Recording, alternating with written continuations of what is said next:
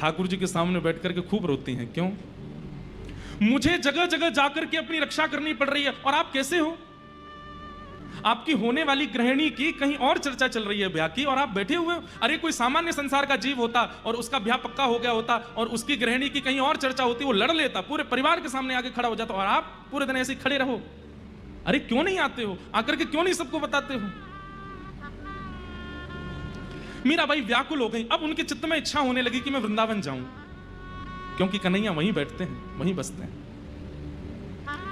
मीराबाई के चिंतन में ठाकुर जी कोई परमात्मा नहीं जो बादलों के ऊपर रहते हैं। मीराबाई के चिंतन में ठाकुर जी भगवान नहीं है। मीराबाई के चिंतन में ठाकुर जी साक्षात हैं, प्रत्यक्ष हैं, और वृंदावन में रहते हैं, यमुना तट पर बंशी बजाते हैं। उनको पता है। मीराबाई सुबह उठते ही अपनी सखियों से यही चर्चा करती हैं, अभी देखो सूर्योदय हो रहा है। बोले हाँ, अभी लाला उठे होंगे, आंख मीट रहे होंगे अपनी, यशोदा मैया से कह रहे होंगे मुंह को माखन खवाओ। मैया मक्खन बिलो रही होगी, मक्खन निकाल के खवावेगी। बाकी बात फिर गौशाला जामेंगे, दूध पीमेंगे, फिर कन्हैया ऐसो करेंगे। फिर संत आए हैं मेड़ता में।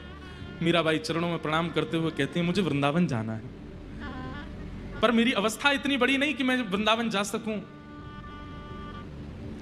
आप कुछ कृपा करो, मैं क्या करूं जिससे मेरा वृंदावन जाने का भाव पूर्ण हो। संत बोले, वृंदावन तो ठाकुर जी श्री जी बुलाएंगे तो ही जा सकें। बोले, मैं रोज तो कहती हूं पर मुझे बुला नहीं रहे हैं।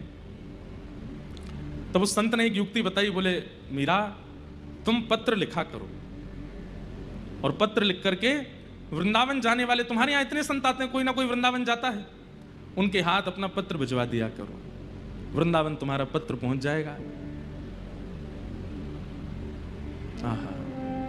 मीराबाई तुरंत पहुंच गई अपने ठाकुर जी के सामने और पत्र लिख रही हैं ठाकुर जी को।